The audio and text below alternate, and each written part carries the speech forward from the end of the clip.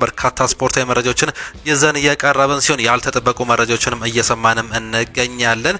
በአርሰናል፣ በማንቸስተር ዩናይትድ፣ ሪያል ማድሪድ፣ ሊቨርፑል፣ ማንቸስተር ሲቲን እንዲሁም ደግሞ ቼልሲን ጨምሮ በርካታ ስፖርታዊ መረጃዎችን ይዘንላቸው እየቀረብን ሲሆን እስከ መጨረሻው ድረስ አብራችሁን ቆዩ እያለን እኛ ቀጥታ ወደ ፕሮግራሞቻችን ነው የምናልፈው።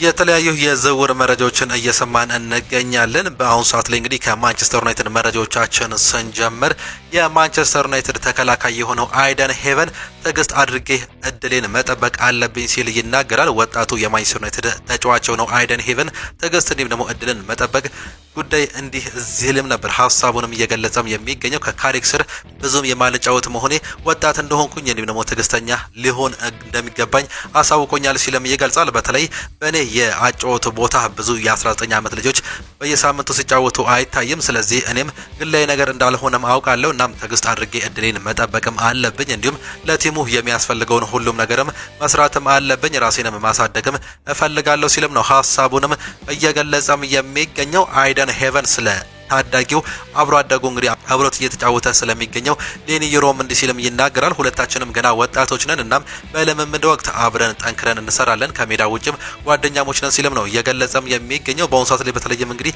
እነዚህ ተጫዋቾች በተለይም እነ ሃሪ ማጌር፣ ማቲያስ ደሊት እንዲሁም ደግሞ ሊሳንድሮ ማርቲኔስ በተጎዱበት ሰዓት ላይ እንግዲህ በርካታ ጊዜ ተሰልፈው ተጫውተዋል። ነገር ግን ምናልባትም በሚቀጥለው ዓመታት እንደዚህ አይነት ነገር ላይፈጠር እንደሚችል ነው ፍንጭ እየሰጡም የሚገኙት። እናም ትላልቆቹ ተጫዋቾች በአሁኑ ሰዓት ላይ ከጉዳት ነፃ መሆናቸውን ተከትሎ እንግዲህ ይህን ነገር እየገለጸ እንደሚገኝም ነው እየገለጸም የሚገኘው። እናም ይህ ነገር ምናልባትም በቀጣይ ጊዜያት ትዕግስት በማድረግ ራሳችንን መለወጥ አለብን ሲልም ነው እየገለጸም የሚገኘው።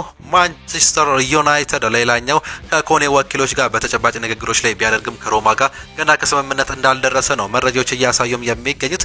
ለዚህም ምክንያቱ ደግሞ ማንቸስተር ዩናይትድ ለተከላካይ አማካይ ቦታው ማንን ማስፈረም እንዳለበት ስላልወሰኑ ነው ሲል ፋብሪዚዮ ሮማኖ እየገለጸም ይገኛል። ከተለያዩ ስሞች ጋር እየተያዘ ይገኛል። በእርግጥ በአሁኑ ሰዓት ላይ እጅግ በጣም የቀረበው ተጫዋች ማኑ ኮኔ እንደሆነ እየተገለጸም ይገኛል። ነገር ግን ከኦሪዮል ሹዋሚኒ ጉዳይ ጋር ራሱ እየተያዙም ነው የሚገኙት። በተለይም የሮድሪ ጉዳይ ከሪያል ማድሪድ ጋር መያያዙን ተከትሎ ይህ ዝውውር ሊሳካበት የሚችልበት እድል እንዳለ ነው መረጃዎችም እያሳዩም የሚገኙት። እናም ኦሪዮል ሹዋሚኒ ከማንቸስተር ዩናይትድ ጋር እየተያዘም ይገኛል። ሪያል ማድሪድ የማንቸስተር ዩናይትድ ኢላማ ለሆነው ኦሪዮል ሹዋሚኒ የ3 ዓመት የውል ማራዘሚያ እንዲሁም ደግሞ የተሻሻለ ደሞዝ ያቀረቡለትን ሮድሪን ማስፈረም እንደማይችሉ ስላሰቡም ነበር ሲሉም ይገልጻሉ። አሁን ግን ሮድሪ ሊገኝ እንደሚችልም ተረድተዋል። ሆኖም ትልቅ ግዢ ከፈለጉ ትልቅ ሽያጭ ማድረግም ይጠበቅባቸዋል። በአሁኑ ወቅት በርካታ የዝውውር እንቅስቃሴዎችን እየተመለከቱ ሲሆን የኦሪዮል ሹዋሚኒ ውል ካራዘሙ ለተጫዋቹ ከፍ ያለ ዋጋ ለመጠየቅ ሊረዳቸውም ይችላል ሲል አንድ ሚተን እያስነበበም ይገኛል። እናም በአሁኑ ሰዓት ላይ ምን ሊፈጠር እንደሚችል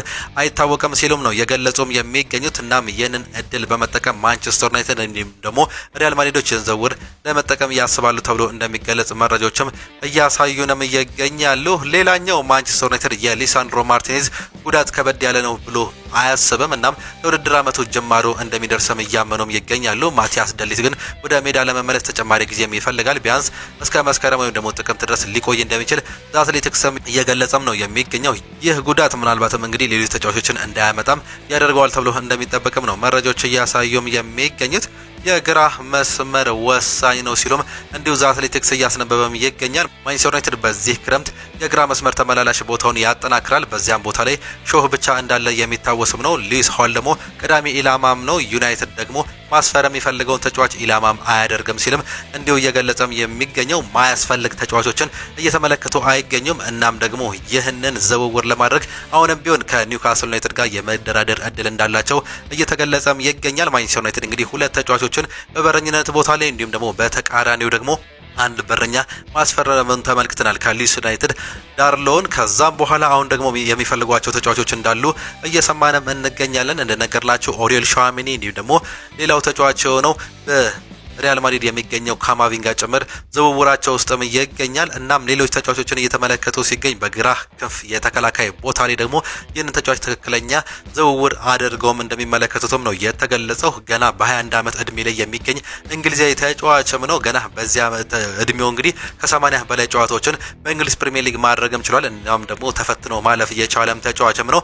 በዚህም የተነሳ ማንቸስተር ዩናይትዶች የግላቸውን ለማድረግ ይሞክራሉ ተብሎ እንደሚጠበቅ መረጃዎች እያሳዩ ነው የሚገኙት። የሚገኙት። ሌላኛው ከምንሰማቸው መረጃዎች መካከል ወደ አርሰናል ደግሞ ስናልፍ አርሰናል አዲስ ሂሳብ ሊያቀርብ እንደሆነም መረጃዎች ያሳያሉ። አርሰናል በቀጣይ ቀናት በብሩኖ ጉማሬዝ ዝውውር ዙሪያ ከኒውካስል ዩናይትድ ጋር አዲስ ውይይቶችም ያደርጋሉ። መድፈኞቹ ከኒውካስል ዩናይትድ ጋር ከስምምነት ለመድረስ ጥረት እንደሚያደርጉ እየተዘገበ እንደሚገኝ መረጃዎችም ያሳያሉ። አርሰናል ቀድሞውንም ከብራዚላዊ አማካይ ብሩኖ ጉማሬዝ ጋር በግል ስምምነት ላይ መዳረሳቸው ይታወቃል። መድፈኞቹ ለማቅረብ ያዘጋጁት አዲሱ የዝውውር ሂሳብ 70 ሚሊዮን ፓውንድ በመሆኑ ምናልባትም ዝውውሩን እንግዲህ ሊያቀላጥፈው እንደሚችል ይገለጻል። በእርግጥ ከዚህ በላይ ሊጠይቁ የሚችሉበት እድል አለ ማክፓይሶቹ። እናም ድርድሮችን በቅርብ ይጀምራል ተብሎ እንደሚጠበቅም ይገልጻሉ። ሪያል ማድሪድ ለቪኒሲየስ ጁኒየር ያቀረበውን ውል ለማሻሻል በአሁኑ ጊዜ ምንም አይነት እቅድም የለውም ሲል ያልተጠበቀ መረጃን ጆርጅ እያስነበበን ይገኛል። የክለቡ አመራሮች ለቪኒሲየስ ወኪሎች የክለቡ ቀዳሚ ፍላጎት ውሉን ማራዘም መሆኑን አሳውቋል። ሆኖም ተጫዋቹ ለመልቀቅ ከወሰነ ግን ክለቡ በስምምነት ለመሸጥ ዝግጁ መሆኑ መረጃዎችም ያሳያሉ። እናም ምናልባትም ይህ ዝውውር እንደ አዲስ ከአርሰናል ጋር እንዲሁ ሊነሳበት የሚችልበትም እድል እንዳለ የተገለጸ ሲሆን ሌላኛው ያልተጠበቀ ጋዜጣ ዴሎ ስፖርት ያወጣው መረጃ በአሁን ጊዜ የቶተናም ተከላካይ የሆነው ክሪስቲያን ሮሜሮ በድንገት ወደ አርሰናል ሊያመራ እንደሚችል የጣሊያኑ እንዲሁ እየገለጸም ይገኛል። የአርጀንቲናው ተከላካይ ወኪል አርብ በሚላን ታይቷል። ኢንተር ሚላንም ተጫዋቹን ለማስፈረም ከፊት የሚገኝ ክለብ መሆኑም ተነግሯል። በተጨማሪም ቶተናም መጀመሪያ የጠየቀውን የ50 ሚሊዮን ዩሮ የዝውውር ዋጋ ዝቅ ለማድረግ ፈቃደኛ መሆኑም ተገልጿል። ሪፖርቱ እንደሚጠቁመው ክሪስቲያን ሮሜሮ ከአርሰናል ጋር የሚያደርገውን ወሬ ምናልባትም ከተጫዋቹ ወኪል የወጣ ሊሆንም ይችላል። እናም የተሻለ ጥያቄ ለማግኘትም ወይም ደግሞ ዝውውሩን ለማፋጠን የተደረገ ስልት ሊሆን እንደሚችል ተጠቅሶም እየተገለጸም ይገኛል። የዊሊያም ሳሊባ የወደፊት ሁኔታ አጠራጣሪ በመሆኑ ምክንያት እንግዲህ አርሰናል በመሃል ተከላካይ ቦታ ላይ ተጨማሪ ጥንካሬ ማምጣትም እንደሚፈልግም ሪፖርቶችም ያስረዳሉ። እንዲሁም ሮሜሮ ጤናማ ሲሆን በፕሪሚየር ሊጉ ካሉ ምርጥ ተከላካዮች አንዱም ይሆናል ተብሎ የሚጠበቅ እጅግ በጣም ትልቅም ተጫዋች ነው። ሆኖም ሪፖርቶች ቶተናም ሮሜሮን ለአርሰናል ለመሸጥ የማይቻል ነው በማለት ያጠናቅቋል። ስለዚህ አርሰናል በእርግጠኝነት ፍላጎት ቢያሳየም ዝውውሩ በጣም አከራካሪ እንዲሁም ደግሞ ለመፈጸም እጅግ በጣም አስቸጋሪ እንደሚሆንም ይጠበቃል። በተለይም እንግዲህ እነዚህ እጅግ በጣም ደርቢ የሆኑ ክለቦች እንደሆኑም ይታወቃሉ። የሰሜን ለንደን ክለብ የሆኑት እነዚህ ቶተናም እና አርሰናሎች እንግዲህ አሁንም የተለያዩ ነገሮችን እየሰማንባቸው እንገኛለን። የክሪስቲያን ሮሜሮ ጉዳይ እንግዲህ ከዚህ በፊት ከማንቸስተር ዩናይትድ ጭምር ተገናኝቶም ነበር። ኢንተር ሚላን እና ባርሴሎና እሱን የሚፈልጉት ክለቦችም ናቸው። አሁን ግን አርሰናልም ጭምር ምናልባትም የመፈለግ እድል እንዳለው እየተገለጸ ነው የሚገኘው።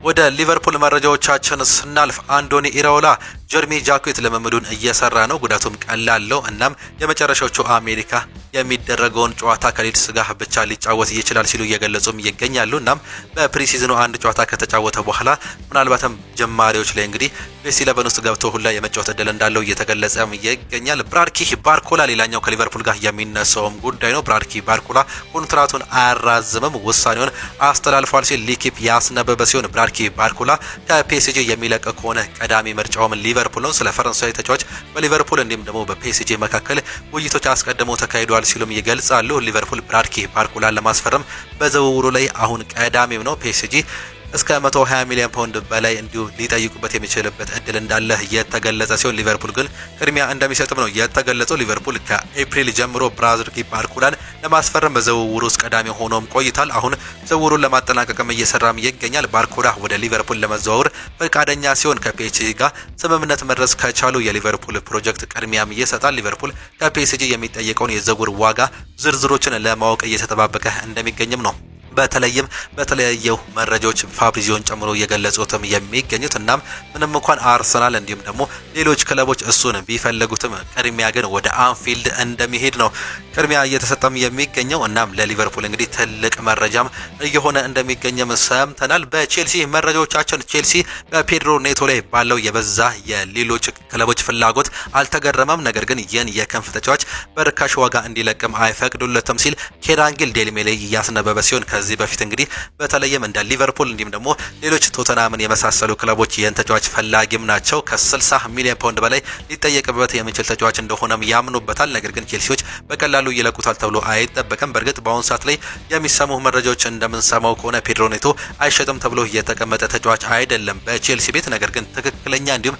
ከፍተኛ ገንዘብ የሚቀርብላቸው ከሆነ ዝውውሩን ያደርጉታል ተብሎ እንደሚጠበቅም ይገልጿል። ታይም ስፖርት ያስነበበው መረጃ ደግሞ የቼልሲ አመራሮች ማድሪዶች ከቀድሞ አሰልጣኝ ይልቅ ማናጀር ለሆነው አሰልጣኝ ዣቪ አሎንሶ የበለጠ ትኩረት የሚሰጡም ይመስላሉ። እርሱም አርቴታን እንዲሁም ደግሞ አንዶኒ ኢራኦላን ለመብለጥ የሚያስችል ቡድን እየገነባም ይገኛል። በሚቀጥለው በዝውውሩ ጥሩ ነገሮችን ካሳየም በኋላ በ2026-27 ደግሞ ትልቅ ለውጥን ያመጣል ተብሎ ከሚጠበቁ ክለቦች መካከል አንደኛው ያደርገዋል ሲልም ይገልጻል።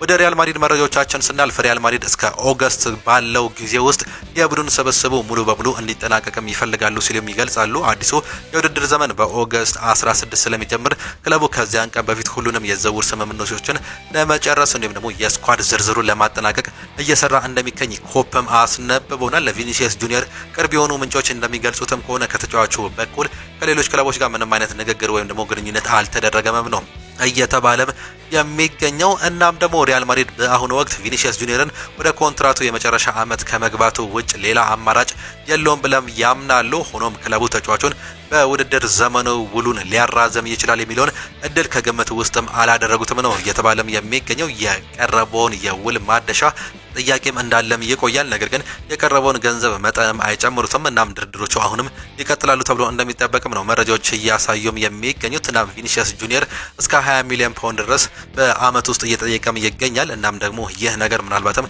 ለሪያል ማድሪድ ከባድ ሊያደርግባቸው እንደሚችለው መረጃዎች ቢያሳዩም ግን ድርድሮች አሁንም እየቀጠሉ እንደሚገኙ እየሰማንም እንገኛለን።